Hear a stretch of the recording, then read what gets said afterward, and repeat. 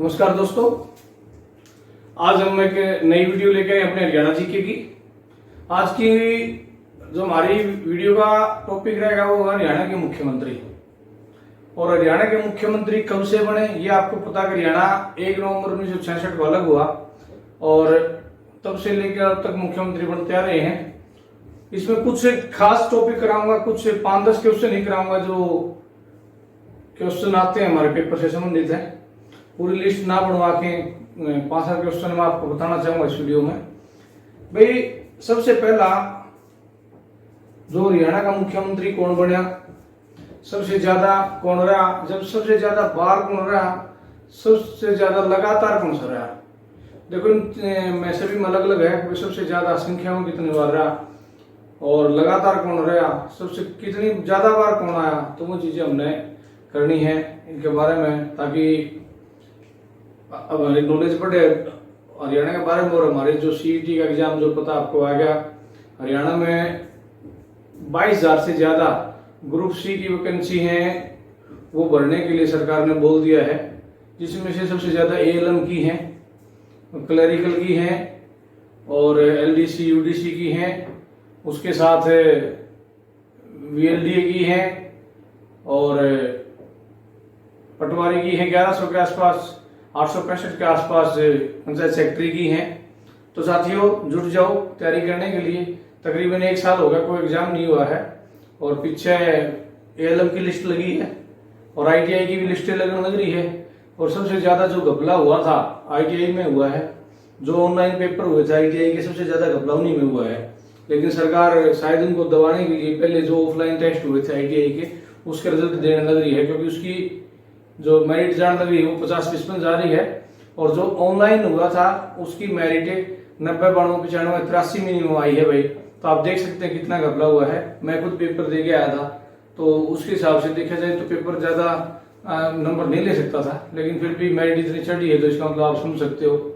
और एक चीज और कहना चाहूंगा, उस टाइम पे जो हमारा एसएससी का चेयरमैन था, एचएससी का चेयरमैन था भारत भूषण भारती, तो वहां पे एक शिकायत हुई थी कि ये लैब में घपले होने लग रहे हैं सर, इसमें नकलें लग रही हैं या हाईजैक करा जा रहा है, इसको जो वीएनसी उठा के काम करवाया जा रहा है, पेपर को सोल्व करवाया जा रहा है ऑनलाइन।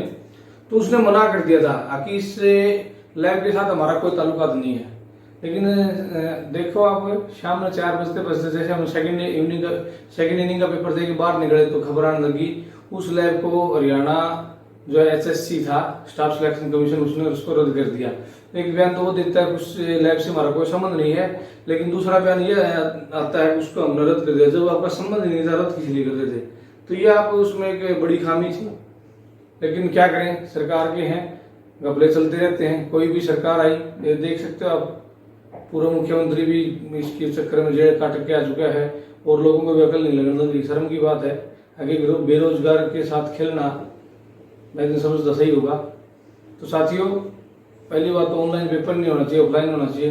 दूसरी बात, ये जो नकल के चक्कर में किसी का भविष्य खराब करते हैं ना, इनको धिक्कार है। अभी भी आपको पता है क्लर्क का जो दोबारा से वो चला हुआ है, स्क्रूटनी चल रही है, जो माननीय हरियाणा हाईकोर्ट के आदेश के बाद, तो उसमें भी 7-8 सीटर पकड़े जा चुके हैं। तो इस तरह के गंदे खेल ना खेलें तो अच्छी बात है, ताकि जो सही बंदा है, अच्छा बंदा है, वो लगे और अच्छे काम हो। चलो छोड़िए, चलता रहेगा, मेहनत कीजिएगा।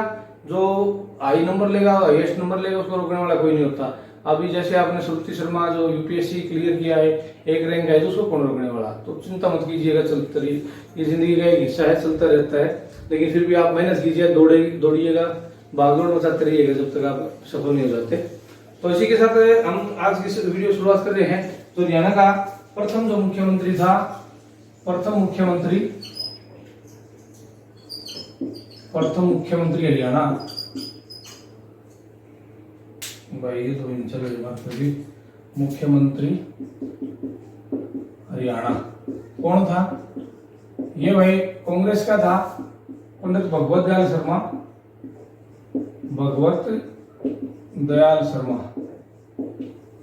भाई पहला एक क्वेश्चन ये बना है, हरियाणा का प्रथम मुख्यमंत्री कौन था? वो पंडित भगवत दयाल शर्मा था भाई। ये थोड़े से दिन के लिए, कुछ एक महीने के लिए नवंबर में बना था 1966 में और मार्च 1967 में ये पद से अवदस्त कर दिया गया।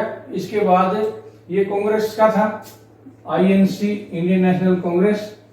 इसके बाद पंडित भगतलाल शर्मा का जन्म बेरी में हुआ था भाई, झज्जर में। बेरी आजकल झज्जर तो जिला बन गया है, रोहतक डिस्ट्रिक्ट में हुआ था उस टाइम पे बेरी में, लेकिन आज बोलेंगे तो झज्जर के बेरी में हुआ था। और ये मध्य प्रदेश और उड़ीसा के राज्यपाल भी रहे हुए राज्यपाल। भाई बात ये है, ये जब भारत आजाद नहीं हुआ था, भारत की आजादी की लड़ाई में भी इन्होंने हिस्सा लिया था, कांग्रेस में बढ़ चढ़ के भाग लिया था। कांग्रेस के कद्दावर नेता थे, इसलिए इनको मुख्यमंत्री बनाया था। जब यहाँ से इनको मुख्यमंत्री नहीं रहे तो उसके बाद ये उड़ीसा के राज्यपाल रहे, उसके बाद में मध्य प्रदेश के राज्यपाल रहे। काफी अच्छे मुख्यमंत्री रहे, लेकिन कुछ समय के लिए रहे। तो ये हमारे पहले मुख्यमंत्री थे। उसके बाद जो दूसरा मुख्यमंत्री बना हमारा, सेकंड सीएम जो हमारा था, वो था राव वीरेंद्र सिंह जी। राव वीरेंद्र सिंह ये अहिरवाल इलाके के भाई माने हुए लीडर थे, जो सेकंड नंबर पे बने मुख्यमंत्री। और हरियाणा विशाल पार्टी, एक हरियाणा विकास पार्टी थी, हरियाणा विकास पार्टी, और ये थी हरियाणा विशाल पार्टी। हरियाणा विशाल पार्टी में राव वीरेंद्र सिंह की पार्टी थी, और हरियाणा विकास पार्टी ये चौधरी बंसीलाल ने कांग्रेस से अलग होकर बनाई थी। तो ये दोनों पार्टियों का सीएम रहा। खास बात ये दोनों पार्टियां नहीं बनी, जब भी नहीं बनी इन्होंने मुख्यमंत्री दिया। और ये हो गया प्रथम मुख्यमंत्री हरियाणा पंडित भगतलाल शर्मा, दूसरा मुख्यमंत्री हो गया राव वीरेंद्र सिंह, और हरियाणा का पहला गैर कांग्रेसी मुख्यमंत्री हुआ भाई राव वीरेंद्र सिंह। इसके बाद में क्या होता है, ये सरकार ज्यादा नहीं चल पाती है, राष्ट्रपति शासन लागू हो जाता है। राष्ट्रपति शासन लागू हो जाता है। ये 1967 में हमारे राष्ट्रपति शासन लागू हुआ था। 21 नवंबर 1967 से 22 मई 1968 तक ये राष्ट्रपति शासन रहा था भाई। ये पहला राष्ट्रपति शासन था। और इसके बाद जो मुख्यमंत्री बनता है वो एक खास आदमी था। आगे उसके बारे में मैं थोड़ा बहुत बताता रहूंगा, और आप लोग भी उसमें सुना भी होगा। चौधरी बंसीलाल जो पहले राष्ट्रपति शासन के बाद बने मुख्यमंत्री। पहले जो राष्ट्रपति शासन था, उसके बाद में जो तीसरे हमारे थर्ड जो मुख्यमंत्री थे, थर्ड मुख्यमंत्री जो बने वो बने भाई चौधरी बंसीलाल। भाई इसकी खासियत है हरियाणा का लौह पुरुष हरियाणा का, और ये डिफेंस मिनिस्टर भी रहे हैं भारत के, डिफेंस मिनिस्टर भी रहे हैं, और रेलवे मिनिस्टर भी रहे हैं भारत के। और उस इलाके के जाके थे गोलाघाट में इनका जन्म हुआ था, वो हिरवाल इलाके के, जरेवाड़ी इलाके के, और इनका जन्म जो है हिरवाल इलाके में हुआ था। ये बंसीलाल जी का जन्म गोलाघाट भिवानी में हुआ था भाई। भिवानी तो हर रोड पे गांव है, गांव में हुआ था। और उन्होंने ये भी वकालत कर रखी थी भाई, वकालत। खास बात इसके बारे में क्यों बताना पड़ रहा है, चौधरी बंसीलाल वो आदमी था भाई जिसने बड़ी शक्ति के साथ हरियाणा में शासन किया, सबसे ज्यादा शासन किया, सबसे ज्यादा समय पर, सबसे ज्यादा समय मुख्यमंत्री रहे हुए। जो टाइम पीरियड की बात करेंगे तो ये सबसे ज्यादा बार मुख्यमंत्री रहे। पहली बार 5 साल, फिर 2-2.5 साल, उसके बाद में फिर 3 साल, मतलब 10 साल से ज्यादा मुख्यमंत्री ये रहे हैं। और लेकिन इकट्ठे नहीं रहे, 3 बार का कार्यकाल में रहे हैं। एक बार पूर्ण कार्यकाल, फिर 2-2.5 साल का कार्यकाल रहा, उसके बाद में 96-96 3 साल का कार्यकाल रहा। लौह पुरुष कहा जाता है। इनके राज में हरियाणा का प्रत्येक गांव में बिजली पहुंच गई थी भाई। पहला हरियाणा स्टेट जो 1970 में पूरे हरियाणा में बिजली पहुंच गई थी, उसकी देन हमारे मुख्यमंत्री जो चौधरी बंसीलाल जी थे उस वक्त। बड़ी गजब की बात है, बड़ी सोचने की बात है। और गांव से गांव रोड जो कनेक्टिविटी थी वो भी बंसीलाल के टाइम में हुई। और उसके बाद एक और सुनो, दोबारा जब सत्ता में आए 96 में, तो उस टाइम अटल बिहारी वाजपेयी ने ग्राम सड़क योजना चलाई। उस टाइम भी चौधरी बंसीलाल थे और हरियाणा में प्रत्येक गांव को गांव से जोड़ दिया गया सड़कों के द्वारा। ये इनकी खुशकिस्मती भी थी और ये काम करने के भी बड़े काबिल थे। डिफेंस मिनिस्टर रहे तो इन्होंने पाकिस्तानी राजदूत को भी दबड़काया था, वो कटरा में फिर जिक्र करेंगे। और रेलवे मिनिस्टर रहे तो भिवानी का जो रेलवे स्टेशन है उसको इन्होंने डेवलप किया, और जो हिसार से रेलवे लाइन में भिवानी जोड़ी हो या भिवानी से रोहतक जो रेलवे लाइन थी वो, मतलब रोहतक से जो रेलवे लाइन थी भिवानी तक जोड़ी, बीच में भिवानी आप हिसार से सीधी लाइन नहीं है अभी जो बन लग रही है। तो ये इनकी खासियत थी। दूसरी बात, हरियाणा एजुकेशन बोर्ड था जो भिवानी जो स्थापित किया चौधरी बंसीलाल जी ने किया, नहीं तो पहले चंडीगढ़ था हमारा। के बंसीलाल के बारे में कुछ खास बातें हैं। उसके बाद एक बात और है, जब 1996 में चौधरी बंसीलाल सीएम बने तो भारत का पहला राज्य था जहां शराबबंदी लागू करी गई। शराबबंदी आजकल ये बिहार में चल रही है, लेकिन उस उन्होंने उसको बताया फैल है। फैल तो तब भी होगी थी क्योंकि इन्हीं के परिवार से लोग, इनका बेटा भी बताते हैं इन्वॉल्व था। वो सच है झूठ हो तो भगवान जाने। चौधरी सुरेंद्र सिंह का भी नाम आता है, उनके रिश्तेदारों का भी नाम आता है। तो कुल मिला के वो शराबबंदी फैल हो गई थी और 2 साल के बाद वो शराबबंदी वापस उठानी पड़ गई थी। बहुत सा जो रेवेन्यू था उसका घाटा हरियाणा सरकार को झेलना पड़ा, लेकिन एक बहुत बढ़िया बंसीलाल का डिसीजन था। गरीब आदमी शराब से दूर हो गया, लेकिन कुछ इससे लोग बिगड़ भी गए, शराबी कारोबारी हो गए। तो ये बंसीलाल के बारे में कुछ खासियत है। चौधरी बंसीलाल के बाद में जो हमारे मुख्यमंत्री बने भाई वो बनारसी दास गुप्ता जी बने। देखो इनके बाद कौन आया, चौधरी बंसीलाल के बाद बनारसी दास गुप्ता। इनके बाद जो मुख्यमंत्री आए वो बनारसी दास गुप्ता। बनारसी दास गुप्ता 2 बार मुख्यमंत्री बने हैं, इन चीज को ध्यान रखना। बनारसी दास गुप्ता जो ज्यादा है वो चीजें मैं बताता रहूंगा, वो वैसे लिखने लग रहा हूँ, आप याद रखना। बनारसी दास गुप्ता 2 बार मुख्यमंत्री रहते हैं हमारे, 1 दिसंबर 1975 से 30 अप्रैल 1977 तक। ठीक है, दिसंबर 1975 से 1977 तक, 1977 तक। और भाई ऐसी स्थिति आ गई 1977 में जनता दल का जो प्रभाव होने लग गया था भारत में, जनता दल के गठन हो गया था। कांग्रेस के खिलाफ एकमात्र ऐसा गैर मतलब कांग्रेसी गुट बना था जो उभर के आया था। तो इसी वक्त हरियाणा में राष्ट्रपति शासन लागू हो जाता है। ठीक है, राष्ट्रपति शासन लागू हो जाता है, और राष्ट्रपति शासन लागू होने के बाद में अगला जो मुख्यमंत्री बनता है वो बनता है चौधरी देवीलाल। भाई चौधरी देवीलाल हरियाणा के 3 लाल, बंसीलाल, चौधरी देवीलाल और भजनलाल, ये 3 लाल हुए। चौधरी देवीलाल हुए। देखो एक चीज देख लेना, पहला राष्ट्रपति शासन लागू हुआ तो बंसीलाल आया, दूसरा राष्ट्रपति शासन लागू हुआ तो चौधरी देवीलाल आया, और तीसरा राष्ट्रपति शासन लागू होगा तो कौन आएगा, भजनलाल। ये खास बात है भाई। जब भी राष्ट्रपति शासन खत्म हुआ उसके बाद में जो सा भी मुख्यमंत्री आया वो लाल आया, और लाल जो हरियाणा में 3 लाल प्रसिद्ध हैं, चौधरी देवीलाल, भजनलाल और बंसीलाल। बंसीलाल की खासियत आपको मैंने बता दी है। और उसके बाद हम जो बात बताने जा रहे हैं चौधरी देवीलाल। चौधरी देवीलाल जन्म तो इनका राजस्थान का सीकर में हुआ था, लेकिन ये कहाँ के थे, ये चौटाला गांव के थे, सिरसा में जो पड़ता है। और आज के दिन चौटाला ऐसा गांव है जहाँ पे सबसे ज्यादा एमएलए, आज के दिन भी करंट 5 एमएलए है भाई। तो बहुत बड़ी उपलब्धि उस गांव के लिए, लेकिन सभी अलग अलग कंस्टिट्यूएंसी से, अलग अलग जिलों से हैं। ये भी खासियत है। इस परिवार ने सबसे ज्यादा एमएलए दिए हैं, एक ही घर से सबसे ज्यादा एमएलए बने हैं, ये भी इनकी खासियत है। उसके बाद जो खासियत है, ये महान किसान लीडर हुए हैं भाई, महान किसान लीडर हुए हैं।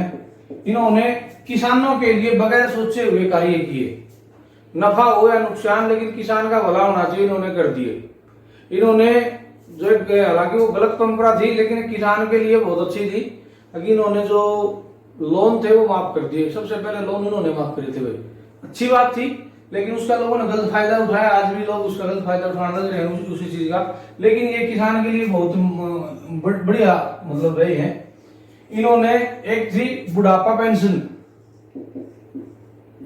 पेंशन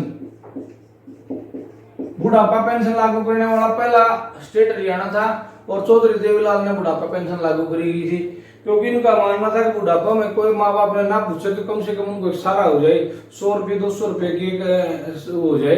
आजकल वो 2550 रुपये है शायद बुढ़ापा पेंशन, वो इनकी देन थी भाई चौधरी देवीलाल जी की।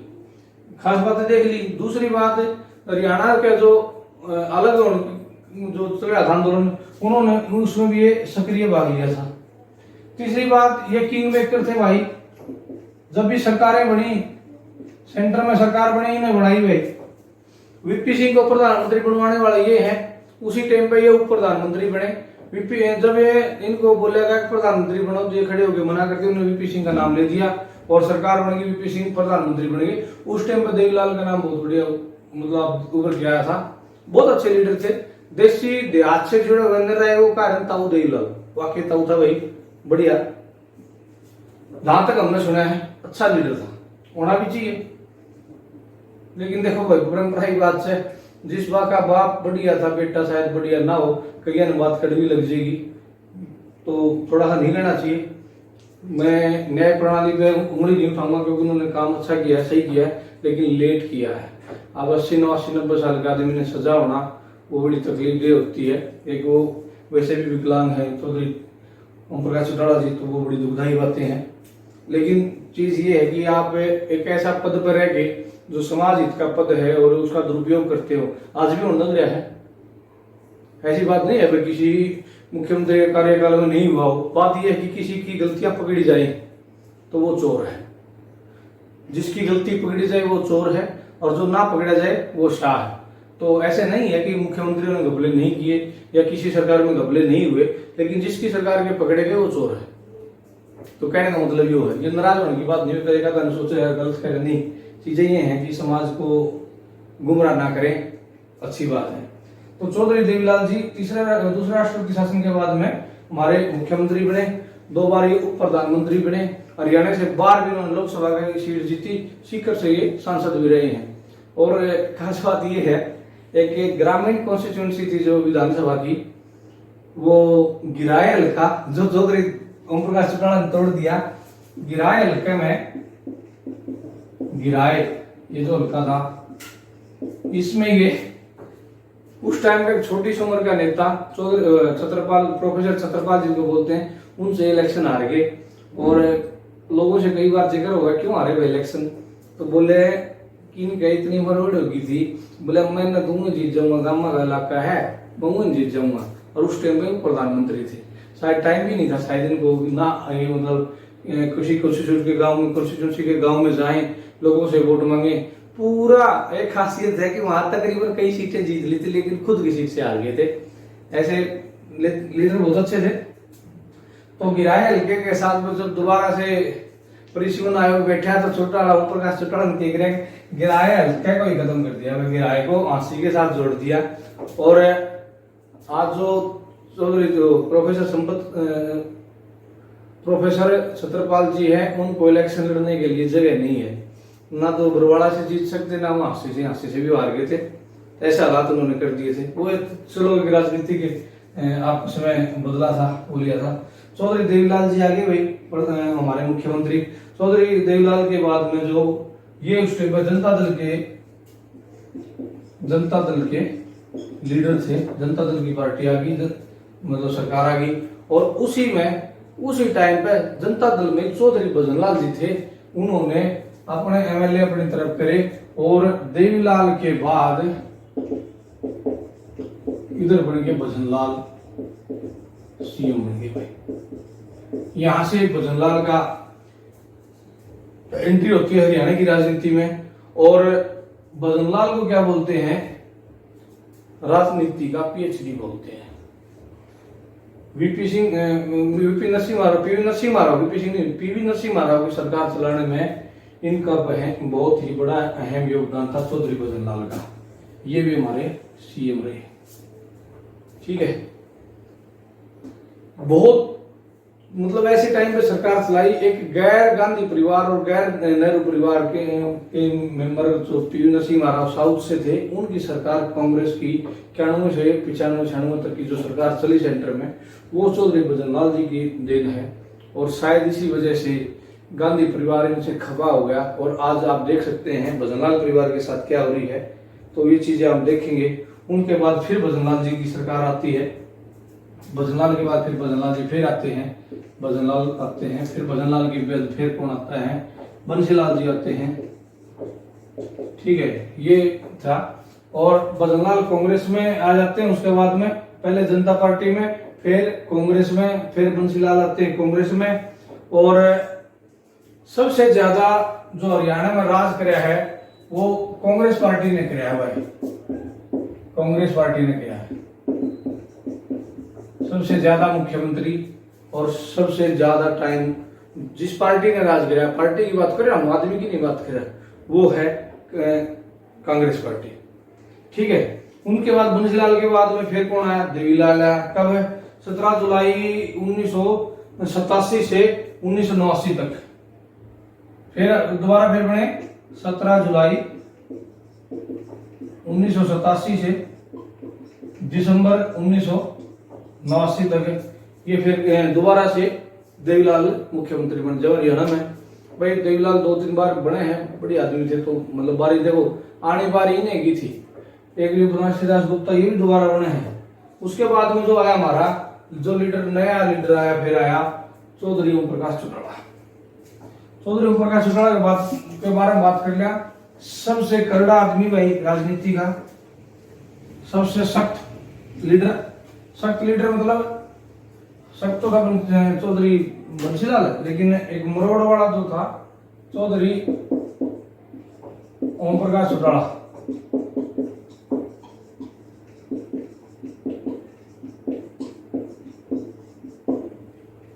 ये जो आदमी आया, ये हरियाणा की राजनीति थोड़ी सी अलग दिशा में जानी शुरू होगी।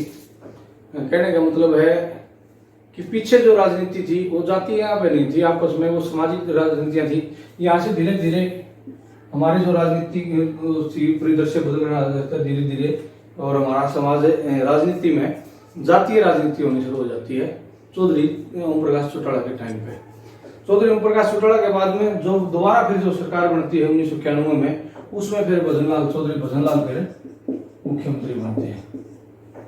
चौधरी भजनलाल भाई देखो, ओम प्रकाश चौटाला के बाद में फिर एक बार है ना वो फिर आवा है बनारसी दास गुप्ता। पहले में वो आए थे बनारसी दास गुप्ता बनते हैं, बनारसी दास गुप्ता ये बनते हैं वैसे। ये उस टाइम पर 1990 से ये 1990 मई से जुलाई तक बनते हैं वैसे। ठीक है, दोबारा फिर बनारसी दास गुप्ता बनते हैं। उसके बाद में फिर ओम प्रकाश चौटाला बनते हैं, ओपी चौटाला भाई। एक बार तो केवल 6 दिन के लिए बनते हैं, केवल 6 दिन के लिए। ठीक है, और यहाँ पे बहुमत नहीं जुटा पाते। एक बार 12-13 दिन के लिए बनते हैं, तब भी बहुमत नहीं जुटा पाते। ये जो ओम प्रकाश चौटाला के बाद में मास्टर हुकम सिंह बनते हैं भाई हरियाणा के सीएम। एक ऐसा मुख्यमंत्री जो राजनीति में अध्यापक होते हुए राजनीति में आया और उसके बाद में कभी भी दोबारा जीत नहीं पाया। और आखिरी में अभी कुछ 1-2 साल पहले या कोरोना टाइम के आसपास में ये भगवान को प्यारे हो गए, गुमनामी में इनकी मृत्यु हो जाती है। तो एक ऐसे सीएम रहे हरियाणा में जिसका कोई खास ज्यादा जिक्र नहीं आता। उसके बाद में कौन आते हैं, ओम प्रकाश चौटाला आते हैं। कौन आते हैं, ओपी चौटाला। ओम प्रकाश चौटाला ने ही मास्टर हुकुम सिंह को सपोर्ट करके सीएम बनाया था। उसके बाद में ओम प्रकाश चौटाला खुद सीएम बन जाते हैं, लेकिन ये भी सरकार नहीं चल पाती और हरियाणा में राष्ट्रपति शासन लागू हो जाता है। क्या हो जाता है, राष्ट्रपति शासन लागू हो जाता है। और एक और बात बताई थी, जब भी राष्ट्रपति शासन लागू होता है तो एक लाल उभर के आता है, दोबारा फिर एक चौधरी भजनलाल मुख्यमंत्री बनते हैं। जो तीसरा राष्ट्रपति शासन था उसके बाद फिर चौधरी भजनलाल मुख्यमंत्री बनते हैं। चौधरी भजनलाल जो मुख्यमंत्री बनते हैं वो 96 तक मुख्यमंत्री रहते हैं। कांग्रेस सरकार होती है, आईएनसी जो पार्टी होती है, इंडियन नेशनल कांग्रेस। और इसके बाद इनको हराने वाले कांग्रेस से ही अलग हुए एक लीडर चौधरी बंसीलाल, जिसका हम पहले जिक्र कर चुके हैं। चौधरी बंसीलाल, ये मुख्यमंत्री बनते हैं। ये बीजेपी की सपोर्ट के साथ 17 एमएलए थे बीजेपी के, बाकी इनके थे, तो सरकार बनाते हैं और सरकार चलती है काफी अच्छी। इसी दौरान उन्होंने शराबबंदी लागू करी थी और सरकार गिर गई थी क्योंकि हरियाणा में बीजेपी ने समर्थन वापस ले लिया था। एक बीजेपी का सबसे बेकार डिसीजन था उस टाइम का। लीडर था चौधरी का पंडित रामविलास शर्मा जी थे, लीडर थे, सीएम बन गए थे, लेकिन उन्होंने नहीं मानी। आप देख सकते हो आज फिर हालात क्या हो रहे हैं। वो खुद इलेक्शन हार गए भाई 4 बार एमएलए बनने के बाद में। ये जो गलती थी, शायद ये गलती नहीं करते तो पंडित रामविलास शर्मा आज सीएम होते भाई, लेकिन एक गलती की वजह से उनको इतना पीछे धकेल दिया क्योंकि सरकार चलती। और माननीय अटल बिहारी वाजपेयी जो हमारे स्वर्गीय पूर्व प्रधानमंत्री जी बड़े नाखुश थे उनसे, ये डिसीजन गलत था क्योंकि चौधरी बंसीलाल जैसा शख्स, मैं पर्सनल तौर पर बोलता हूँ, उनको देखा भी है, उनके पास भी गया हूँ। पहला मैं एक मुख्यमंत्री जिनके पास मैं नजदीक गया हूँ, बिल्कुल चाय पानी पिलाई है, दौरे बात करी है, शाबाशी भी मिली किसी बात के लिए मेरे तो उनसे, छोटा था मैं, तो बड़े अच्छे लगे मेरे मतलब राजनीतिक रूप से मैं उनको आदर्श मानता हूँ अपना भाई को, इसलिए मैं कुछ बढ़ाई तो वैसे भी उनकी है, लेकिन मैं करता हूँ। इनके बाद में जो सरकारी व्यक्ति है तो फिर 1999 पहले बात ओम प्रकाश चौटाला 1999 में मुख्यमंत्री बनते हैं। ये कार्यकारी मुख्यमंत्री रहते उस टाइम में, कार्यकारी। और 1 साल के बाद इलेक्शन होते हैं और उस टाइम पे फिर सरकार आ जाती है इंडियन नेशनल लोकदल, नेलो, जिसका आज केवल और केवल 1 एमएलए है।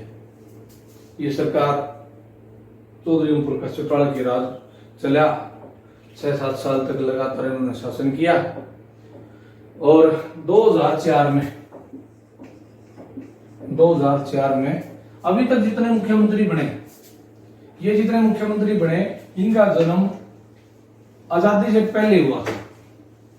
ये ब्रिटिश इंडियन में इनका जन्म हुआ था। अब जो मुख्यमंत्री बनता है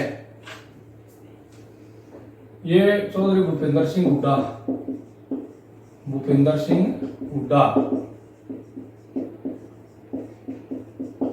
ये मुख्यमंत्री बनते हैं 2004 में।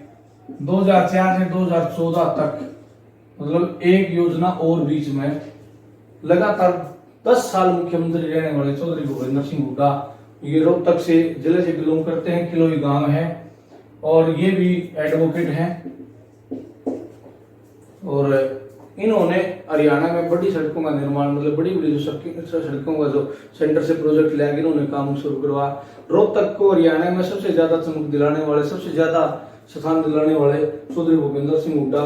देखो कई विनत कौन रहा जा 10 साल जो राज किया, तो 5 साल में इन्होंने क्या किया, पूरे हरियाणा का बराबर विकास किया। उसके बाद में 5 साल इन्होंने करी पूरी की पूरी क्षेत्रवाद की राजनीति, और पूरा जोर लगा दिया सोनीपत, रोहतक और झज्जर। उसका खामियाजा भी भुगता इन्होंने। इन जिलों की सीटों को छोड़ के तकरीबन हर जगह इन्होंने मात खाई, लेकिन फिर भी दोबारा ये सीएम बन गए। और लास्ट में फिर जब नहीं, उसके बाद तो मारे खा गई, केवल इन्हीं इलाकों में रह गया 2014 के बाद में। और 2014 में जो सरकार आई, जिसकी उम्मीद कोई नहीं कर सकता था भाई, ये आजाद भारत में जन्म हो रहा था इनका, भूपेंद्र सिंह हुड्डा, पहले 1950 में हो गया था गणतंत्र, ठीक है। और 2014 में जो मुख्यमंत्री बने आज जो हमारा है मनोहर लाल खट्टर जी, श्री मनोहर लाल खट्टर जी, ये मुख्यमंत्री बने आज जो आज तक है। और डिप्टी सीएम जो हमारा है, डिप्टी सीएम वो है चौधरी दुष्यंत चौटाला जी, दुष्यंत चौटाला भाई हमारे हरियाणा से सबसे कम उम्र का एमपी बना है, ठीक है। और उस टाइम में काम भी बहुत कराया है दुष्यंत चौटाला ने, लेकिन पारिवारिक टूट की वजह से नेलो से अलग होकर जज्बा के साथ सरकार बनाई और डिप्टी सीएम है बीजेपी में। दूसरी योजना में बीजेपी जज्बा के सहयोग से सरकार बना रही है। वर्तमान में श्री मनोहर लाल खट्टर लगातार दूसरी टर्म में केवल लगातार टर्म में स्टार्टिंग में बंसीलाल आवे है, लेकिन पूरा कार्यकाल नहीं हो पाता 10 साल का। दोबारा फिर जो लगातार उसमें आता है वो भी आईएनसी इंडियन नेशनल कांग्रेस की सरकार थी। चौधरी भजनलाल जी आते हैं, वो केवल 5 साल राज करे हैं, फिर 1-2 साल बीच में अलग अलग करते हैं। लेकिन भूपेंद्र सिंह हुड्डा, माननीय भूपेंद्र सिंह हुड्डा जो करते हैं 2004 से 2014 तक लगातार 10 साल तक राज करने वाले मुख्यमंत्री हुए हैं। और अभी दोबारा फिर मतलब लगातार जो टर्म में है वो मनोहर लाल खट्टर हैं। देखते हैं कितने दिन तक सीएम रहते हैं। सरकार शायद बीजेपी बदलती नहीं जल्दी सीएम, तो अभी यही चल रहे हैं। और मैं तो यही कहूंगा भाई, सीएम साहब थोड़ी सी ना जो दिखावा कमर काम ज्यादा होना चाहिए। जो चीजें है ना, कुछ लोग शो नहीं कर पा रहे, हो सकता कि कम अनुभव की वजह से दिक्कतें आती हों। जो घपले होने लग रहे हैं ना, वो दिखते भी नहीं कई बार, लेकिन धीरे धीरे हो जाते हैं। आईटीआई वाला जो बताया था उसके बाद तो आपने देख सकते हो दोबारा ये चीजें, मतलब कुछ एचएससी की बेवकूफी की वजह से भी हुआ। आईटीआई के बारे में कभी फिर जिक्र करेंगे, आईटीआई की भर्ती में क्या हुआ, सबूत हमारे पास है नहीं, उसके बारे में नहीं सबूत होते। अब वो सबूत अखबार में आ रहा है, भारत भूषण भारती ने बोला कि ये को नहीं बोला, ये लैब हमारी है ही नहीं कॉन्ट्रैक्ट में, उसके बाद उसको डिसमिस कर देते हैं। तो वो चीज तो है। तो साथियों, ये वीडियो करते हैं खत्म। सबसे ज्यादा समय मुख्यमंत्री रहा बंसीलाल, लगातार सबसे ज्यादा रहा चौधरी भूपेंद्र सिंह हुड्डा, सबसे ज्यादा बार मुख्यमंत्री बनने वाला ओम प्रकाश चौटाला, लोह पुरुष बंसीलाल, और सबसे पहले पंडित भगवत दयाल शर्मा, और सबसे पहला गैर कांग्रेसी राव वीरेंद्र सिंह। ये चीजें आपको याद रखनी है। इसी के साथ हमें दे इजाजत। धन्यवाद। जय हिंद।